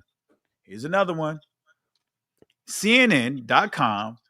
Trump says he's ordered Pentagon to prepare for possible action in Nigeria, November 1st, 2025. Uh-oh. This is bringing us to where we are now. The whole purpose for this live. Look at here. Let's highlight it here. Trump says he's ordered Pentagon to prepare for possible action in Nigeria. President Donald Trump said Saturday he has ordered the Defense Department. Notice what they say, Defense Department, right? They didn't put war, the Defense of the Department of War. You see how, going back to Sister Carol's point, how they playing with the wordplay with this propaganda? They're trying to downplay it. Yep. So they didn't put the actual name, they changed it to, because this is how it's supposed to read, family. President Donald Trump said Saturday he has ordered the Department of War. Because if you read it that way, then guess what? It undermines this whole thing of trying to what? Downplay this campaign he's trying to conjure up. Correct. To prepare for possible military action in Nigeria as he continues to accuse the nation of violence against Christians, an accusation Nigeria has repeatedly denied. In a social media post criticizing what he called the mass slaughter of Christians in the country, Trump wrote the United States would immediately stop all aid and assistance to Nigeria and warned the government there to move fast. In a lengthy message, Trump said the U.S. may very well go into that now disgraced country, guns ablazing. Look at this craziness, to completely wipe out the Islamic terrorists who are committing these horrible atrocities. Now, family, with the propaganda machine, when they deal with Africa here in this country, they show it as a rundown area. They make it seem like Africa don't have anything going on. They make it look as if the entire continent is a third world continent in which Africa, literally, you could put a multiple United States inside Africa. Exactly. So are these actions coincidental? I'm here to tell you, family, absolutely not. Now, here's going to Sister Carol's point, and Sister Carol, I'm going to let you loose once I read this here. WestAfricaWeekly.com. Nigeria condemns Israel's genocide in Palestine, reaffirms two-state solution called September 18, 2025. You knew they had to be somewhere there, tying it into what Sister Carol pointed out. That's why I said, Sister Carol, we were going to go here. But look at this, family. This is, I'm going to read a couple of bullets from here. Look at this here. Nigeria's Ministry of Foreign Affairs has condemned the ongoing civilian suffering in Gaza as it voiced deep concerns over Israel's ongoing genocide in Palestine, all while affirming its longstanding call for a two-state solution. Yusuf Tugar, Nigeria's Minister of Foreign Affairs, disclosed this during a meeting conducted by Sputnik Africa and alongside the Trade Commission of Russia to Nigeria, calling Israel's military actions in Gaza unacceptable. So this is not the first time Nigeria has condemned Israelis' actions. For more information from this article, and then I'll turn Sister Carol loose on you guys. Similarly, in September 2024, Nigeria voted against Israel's occupation of Palestinians in Gaza by the Israeli Defense Forces, IDF. Tugar, however, noted that Nigeria do not agree with the arguments or counter arguments that are put forward, stating the ongoing genocide did not start on October 7th. There you have it, family. Go ahead, Sister Carol. There you go. Now you could go geek mode on us. You doing it for me? Go on. Oh, go ahead, sis. You was touching on something. Now she's trying to get bashful, right? Bashful. You know how they do it. Like, you a comedian, tell me a joke. You already popped my balloon and let the air out the balloon. All right, I'm blowing it back up. All right, I put an old. I feel like those girls that be holding the balloon when the guy walk up and start popping the balloons. Hey, I just went on. I'm not even sure what you're talking about. What's that? Man. I never heard of that. But guys, just like Sister Karen said earlier, before time, same little birdies whisper in his ear and send him like an attack dog. Oh, we Yep. don't like what they're saying. Go get them. Mhm. Yeah. Yeah. Yeah. When that's the thing. Anybody go against Israel, you gonna get it. You gonna get tapped. That's Yeah. that's the protocol. And I mean, United States is the bulldog thank you. because he gives Trump his biscuits because that's all he's his job and he knows it that he has to stay online and do as he's told.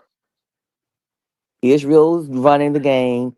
He's running back to go get it done. Absolutely. And Absolutely. we're in the stands cheering and we don't know what we're cheering for. Mm. I went straight to football, didn't I? Yeah, you did. No, you good. You good. We got you. I mean, great analogy. That's what it is though. And we need to start really just looking at this with clear eyes. This is a money game that Israel is running to make money with the United States. Yeah. The sad thing about this, sis, before me coming into the awakening, and I guess being under influence of the Zionist Christians that I was fellowshipping with, you didn't see what happened with Gaddafi. You didn't see all Mm-mm, this stuff. no. You didn't Mm-mm. know what happened with the Iran and Iraq and all this. But every single one of them had the same dark sentence spoke by one person, and we were Mhm. the pit bull to go ahead and take care of it. And remember now, we were allies with Saddam. We were allies with what's his name? Bin Laden. We Yeah. were allies with Gaddafi. They were all our Oh, friends in the United States. history told before Saddam came into power, he was an agent for us. Yes. Oh, yes, he was with CIA. Friends with the Bushes. I'm not saying. I just I heard that. That's a fact. That's a known fact. They are friends. And it's written in books. There's pictures. The family was here during 9/11 and got him out of here. But his rise But to power threatened right, Israel, and Israel did not want that to happen. So exactly. But it's a puzzle piece. And they have these people have been creating wars from the very inception. That's what they do. They are warriors. Khazarian Absolutely. people are warriors. And that's what they do. They go in and take in territory. They went after Russia, they destroyed Russia. They went after Ukraine, they destroyed Ukraine. They went after Poland, they destroyed Poland. They went after Germany. Was it Bolshevik? Mm-hmm. Still part of the same community. It's the same people. And one Just now, fighting each and, other. and now they have the descendants upon the descendants upon descendants. Here we are now. Whatever this level of generation of descendants of the same people now have put their tentacles all over these countries, and they're gonna make them pay. And what's And they use interesting too. Oh, go ahead, Sister Gary. I'm sorry. I that's it. stopped I you. was gonna say that, and they're using us to get the money. Mm. Israel's the godfather, and United States are his goons. So we'll get it done. and the sad thing about it, when they use us, who's affected? The poor whites in Yes, Israel. Poor, exactly. our people in this country. Those are the ones who's going over there. Because Those are the ones who because of the fighting. mindset. Because of the mindset. You feed them what we want to hear. Now the key word right now is Christian. Well, see, Christian. now because many of the Christian base Hmm. are now turning against them, Yes. they're trying to use Nigeria To to pull it back rally up. them together to come back together. And who's the main ones who would do that? Nigeria and Christian. You know who hard they tugging on with that. Mm-hmm. Cardi B already gave him a shout out. Mm. It's so obvious. Yeah. They have been playing this game forever, for decades. If we think about it, you just go back and rewind your tape of every president that you had been involved with living throughout the time period of growing up, you will see the same playbook. But Henry Kissinger was an ambassador to those people. He was one of them. Same mess. And you know, and I'm gonna show the source here. And what's cool about, I mean, when you really start understanding the history, family, for those that are watching here, this is what makes Henry Kissinger's words hold so much weight, because Henry Kissinger is an Ashkenazi. Mm-hmm. For those that don't know, that are watching, and Henry Kissinger was the Secretary of State for Nixon. Mm-hmm. And he wrote in his memo that the Igbo are the wandering Jews. And we already know how we feel about that word Jew, but you guys that are watching get the point. He's saying that they are Israelites. Mm-hmm. He documented it. It's a government document. Yes. Yes. So no matter what anyone try to tell you, he is an Ashkenazi Jew who is in a powerful position, the third most important position, right, in this country. What is that? The third man in line, third position in line. Mm-hmm. So he wrote in a memo identifying who the Igbos is, or Igbos are rather. So tying it into this point here, and actually they even, you know, when I did a teaching on this, I even pulled up the Jewish almanac showing and proving that he's an Ashkenazi Jew, because he has an entry. There's an entry of him inside there. Yep. Showing that he is an Ashkenazi Jew. Right? So tying this into, and I'll bring that up here in a second here, but and this is still piggyback on what you guys are discussing. What is Nigeria? This is for those that may not know this. I know I pointed this out, or we pointed this out about now Nigeria not being the original name for the territory. Is this the original name of this country and or territory? Where did the name originate?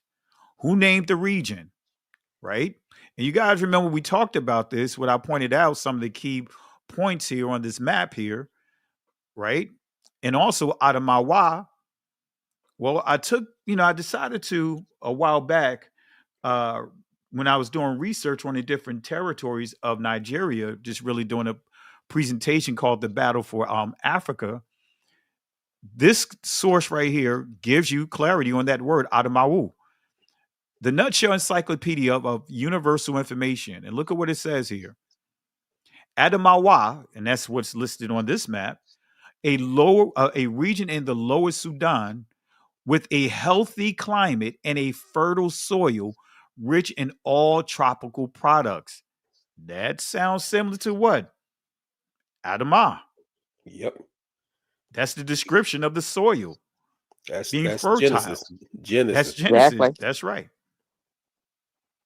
So a man, and I just took a picture of a soil sample of a man in that area with his hand on the ground. A man placed his hand on parched soil in northeastern South Sudan. And look at, doesn't the ground look just like his hand? Yep. Let me zoom it in for those that are watching. Let me zoom it in. From the ground he was formed. From the dust he was formed. There it is. And let me go back here. I hit it by accident. I think what I have is from a presentation I did. Let me make sure I take out the markers here so it won't auto. Let me see here if I can. It looks like it should be fine. I'm not sure why it's auto. Anyway. Yeah, let me see if I can. Because it's showing it as a slideshow.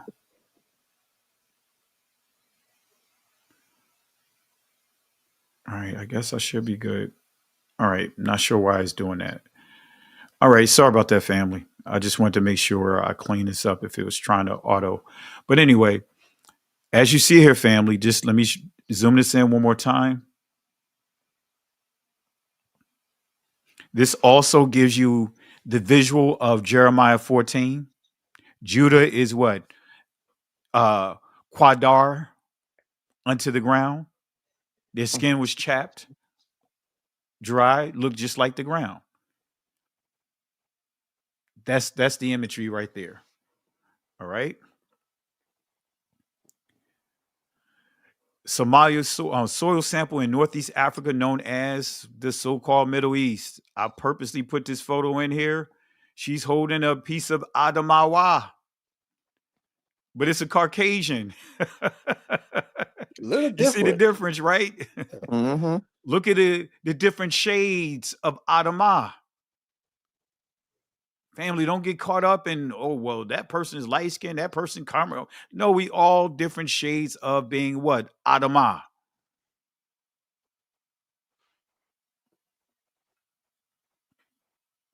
All right.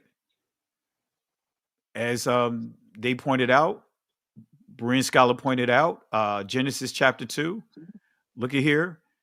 And Yahweh Elohim formed man, Adam, of the dust, Apar of the ground, Adamah. That ground had to be what? Fertile. All right.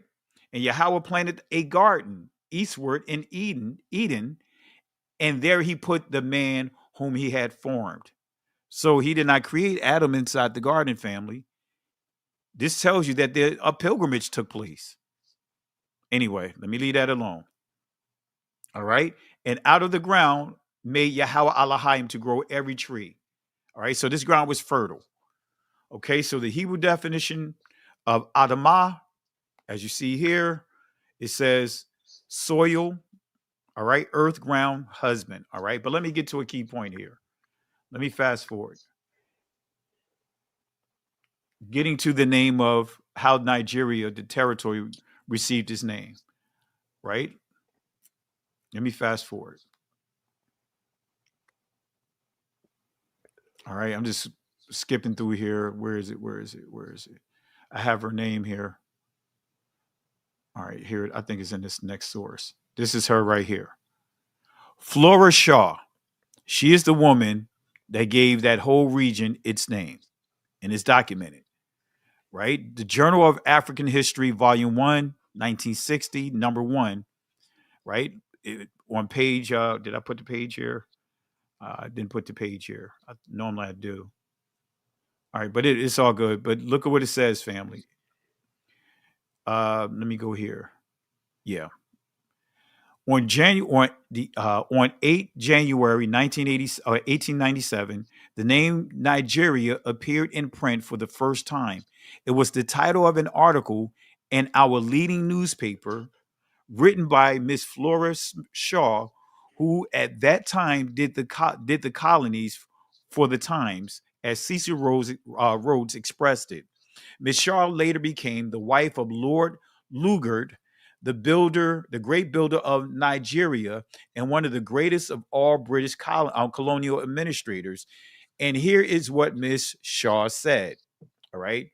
The name thus originated by Miss Flora Shaw did not receive official recognition until the territories of the Royal Niger Company were formally taken over by imperial government on the 1st of January, 1900. So it's documented. Miss Flora Shaw is the one that came up with the name for that entire territory.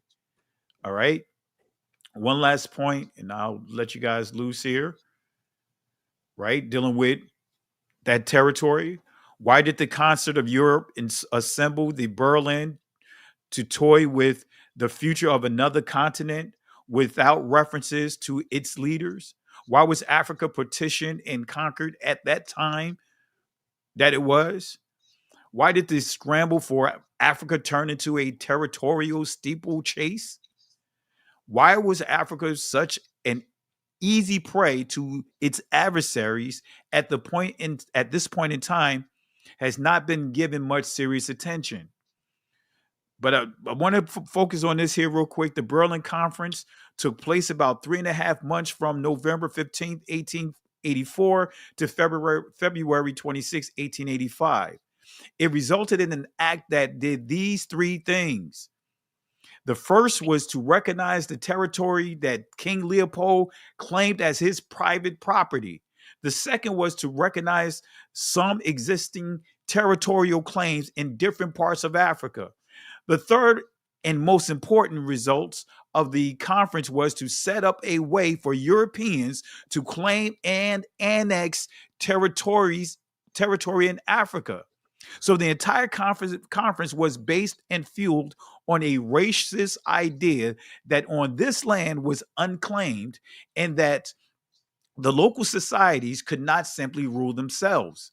A group of European men representing 12 countries in Europe, an American representative, and one from the Ottoman Empire attended this conference. The Crafty Council, a group of European men representing 12 countries, again, Europe, America representative, as well as the Ottoman Empire that attended this place.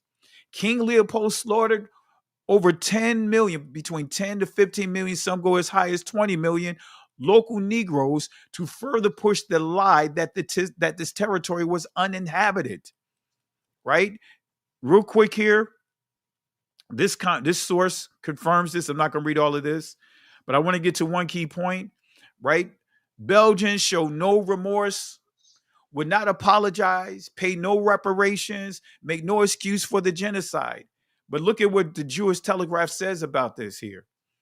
King Leopold III, which is the son of King Leopold II, young Belgian monarch, today received a Jewish deputation consisting of the chief rabbi of Belgium. We won't hear about this. Dr. Joseph Wiener and representatives of the Jewish consistory. The deputation congratulated, right? King Leopold is one of many Hitlers. One of many Hitlers. He was just him alone. Is multiple Hitlers. Multiple Hitlers, exactly. Deputation congratulated the Belgian 1948ers congratulated the king on having his ascended throne in Belgium. The king thanked and delegated thanked the delegation and the Jews of Belgium for their loyalty to him. Go ahead, guys. I just wanted to share that history since we were here. And we need to know this because the people we're talking about, the 1948ers, if you say anything towards them, they bring up what happened in Germany when the number was flexed from 6 million down to 4 million or people who were murdered. But millions upon millions of our people were slaughtered by that man. And his name don't come up in the history books. And there's other people like him, with Rose, John Pierre Rose, the Rose Scholarship is named after him. He did about 10 million. He slaughtered 10 million people in South Africa, but nobody says anything about him. He's a great man, a great philanthropy, and our people, and you know how many people was slaughtered during the transatlantic slave war. Exactly. I mean, it was at least 100 million. And we need to get over it. Just get over it. They tell us to get over it. Yeah. Yeah. Sister Carol?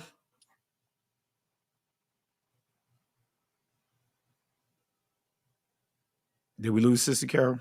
She had to step away for a while. Oh, she had to step away. Okay. All right. But you hit it right on the nail, and we are constantly told to get over it. But notice the very people in this country, the 1948ers, were never enslaved, didn't have to deal with any of the atrocities, actually contributed to our atrocities. Never enslaved in this country. None of these things happened to them in this country, but they get all these resources from this country. And that's the key, the resources. That's why they all of them did all that killing and stealing in line to steal that rich soil that the Most High gave us, that he put us in. That rich ground, that rich territory he gave to us. Absolutely. And family, I want to say this too. Don't be fooled by the Russians. Both of them have an agenda to do exactly what happened at this conference. All these nations are now flocking to Africa to divide and split up what they want to split up. China is doing all kinds of exploitation. They all are doing it because they understand just how large and how resourceful Africa is. Any comments, Marine Scholar? In fact, the general, I'm trying to remember his name, who took back power and ran France out of his country. Repeat that. I'm sorry, my brother. The general that took back the power and ran France out of his country. I'm trying to remember where exactly part of it. Anyway, France is now suffering from a financial crash because the gold and the supplies they were getting, they can't get anymore. Yeah, and it just shows. It shows they've been milking out the Africa for their own resource, for our resources, for their own gain. Burkina Faso. Thank you, people. Our brothers and sisters in check. Burkina Faso.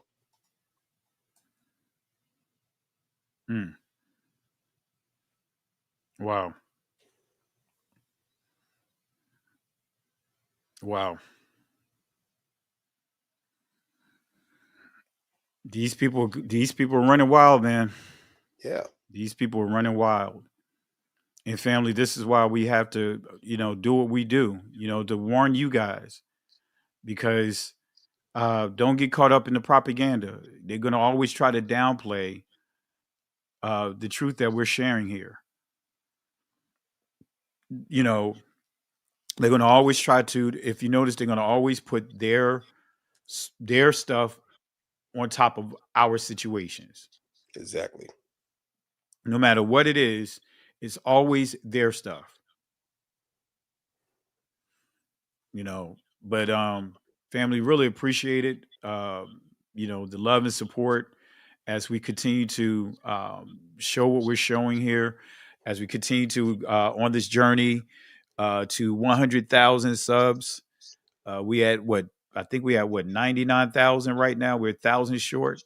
So I want to say, if you haven't subscribed to the channel, go ahead and click that like, hit that subscribe button. And if you believe that you are still subscribed to the channel, double check, because YouTube just in the life of this channel have deleted over 25,000 subscribers. Literally, this is no lie. I took screenshots of it and everything, looking at their tools that they used to display that information. I took screenshots of it. So they removed over 25,000 subscribers. So we should have hit 100,000 a while ago. But I'm looking at it right now, we're 900 short of 100,000. So if you have not, again, subscribe to the channel, hit that like button. Let's get the likes. Let's at least have, with the amount of people we have inside the chat, we should be able to have at least 500 thumbs up. We're at 427 right now. Easily. So we should have at least 500 likes. So let's get those likes up. Let's get those thumbs up to at least 500. And as we wrap up this discussion here, I want to encourage you guys, go to the comment section and post your comments there. Don't just do the chat. Go to the comment section. That helps with the algorithms. All right. That helps with preventing them from shadow banning certain things, certain videos. So I encourage you guys, go there, post your comments there. But yeah, we're just short. I'm trying to go to the exact number here.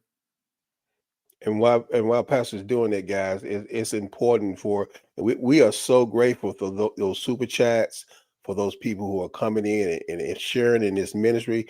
The main goal of this ministry is to flood the zone with the truth of the Most High and the truth of His word.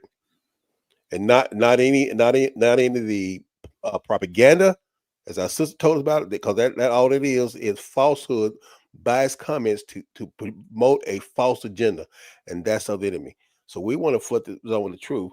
So what you could do is to share, put comments in all the videos, so the people who are gate guarding YouTube can't suppress the algorithm and people won't hear the truth. As you do that, it goes out. Because you're sharing your comments cause us to overcome those blocks they try to put in front of us. So please do that. I'm on. Appreciate it, my brother. So yeah, family, we had 99,100 subscribers. I think it's at 103. Woo! Hallelujah. So we're 900 short, and hallelujah. Let's see if we could get it over the top this week. Anything can happen with YouTube, but we'll see. If we keep up the pace, we should be able to go over the top this week. And prayerfully, if we do, next weekend we'll have a celebration. Sister Carol will be singing. Woo! There we go. There we go. We'll bring in Cooling again. Hallelujah. Hallelujah. Hallelujah. But again, family, really appreciate the love and support. Let me give shout outs because I see a super chat that came in. Don't want to forget. Let me see here. Ambush Predator. I really appreciate you contributed several chats tonight. Really appreciate it. The crown in England is fake. The black people are the true monarchy. They are German, and if you look at the pattern, you will see they assume or take over every region and name and then profess they are the originals. Absolutely. That's the playbook that Josephus highlighted. You know what I mean? That's what they do. That's what they do. But really appreciate it, Ambush Predator. Appreciate everyone, and I'll just run down the list again. Let's see here. Ambush Predator. Also, Cherie Calhoun. Thank you for the love and support. And also S. Lyons. Thank you for the love and support. Family, let's show some love to them again. Really appreciate you guys. All right, family. We're not going to draw this out any longer than what we have to. But again, I really appreciate the love and support. I want to start with you, Sister Carol. Any final words you want to give as we get ready to wrap up? Just please do not fall into the propaganda game. What comes to the media? You have to use discernment when you see these things that's going on around the country. We're living in a perilous time where, unlike anything we ever lived in before, and we just have to be mindful of what we take in and what we hear and see. It's all propaganda, and they want us to continue to live in a falsehood life of what we've been living in from the beginning. And it's time that you really just look at what it is for face value and be pray and pray about it. You have to get your prayer life up. Amen. And the scriptures are clear. The Messiah even said it. He said this spirit can only be dealt with by what? Prayer and fasting. That's it. It's the only way. No. That's the only weapon we have. Yeah. Brian Scholar, any comments you want to share? Final comments? I am excited to see the number of people in the chat, that our people are waking up. They're realizing the truth. They're tearing off the blinders off their eyes. And they, like Sister Carol said, they're not falling for the propaganda. And I welcome each one of y'all to invite you guys to come out tomorrow, because we get to question Pastor Richards and more. We talk about a topic that people have been lying to our people about tithes and offerings, something we need to know. So join us tomorrow at 5:00 on Brian Scholar's channel. Amen. Really appreciate it, family. Let me drop a couple of links inside the chat as I stated that I would. This is the link dealing with the claims the lies that this commander-in-chief stated about the criminals and all of that coming in from the Congos. Let me post that inside. Let me see if there's another one here that I need to. Let me bring this up to the front. If need be, I'll post them inside the description, so I won't prolong you guys' time here. Yeah, that's what I'll do. I'm not going to post it in the chat. I'll put it in the description. And with that being said, go ahead. The last of the number of the things from the list, the double talk, everything we hear coming out of media, there's another reason behind it. You hear it because, you know, like you just exposed. He's coming in. He's saying Christians being slaughtered. We know that's not true, and we know there's another meaning behind everything you hear. Look for the other meaning. Absolutely, absolutely.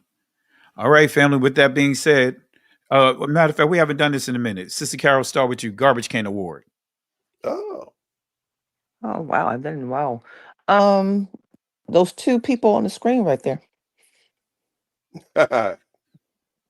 Absolutely. Larry, yeah, Curly and Larry.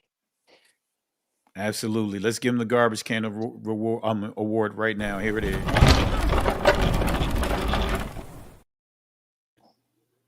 All right, Berean Scholar, you up next. Can we call them Pinky in the Brain? No, that's you know, giving them too much credit there.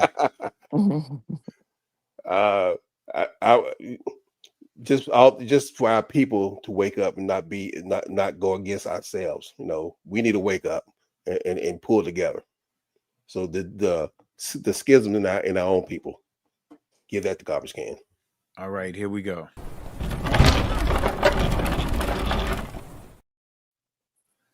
All right, family. With that being said, in the words of Yahweh that he gave to Moses in Exodus chapter 14, verse 13 to 14, when Israel was facing, they was at a dead end, and the Egyptians were gaining ground to kill many of them and bring many of them back into slavery. The Most High gave Moses these words, Exodus chapter 14, verse 13 to 14. He said, fear ye not, stand still, see the salvation of Yahweh. These Egyptians that you see here today will not have power over you ever again. The Most High will fight for you. Yahweh will fight for you. But here's the kicker. We have to hold our peace.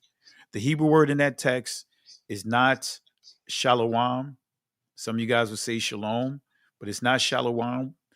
But the actual word in that text is charash, which means be quiet. Can't go back, can't stay here, keep moving forward. Shalom. Listen, Genesis chapter 11, verse 10 explains the genealogy of Shem. Shem was a black man in Africa. If you repeat this back, Genesis 14, verse 13, Abraham steps on the scene. Being a descendant of Shem, which is a fact, means Abraham too was black. Abraham, born in the city of a black man, called Nimrod, grandson of Ham. Ham had 4 sons. One was named Canaan. Here, let me do some explaining. Abraham, Isaac was the... Jacob had 12 sons, for real, and these were the children of Israel. According to Genesis chapter 10, these were the children of Israel. According to Genesis chapter 10.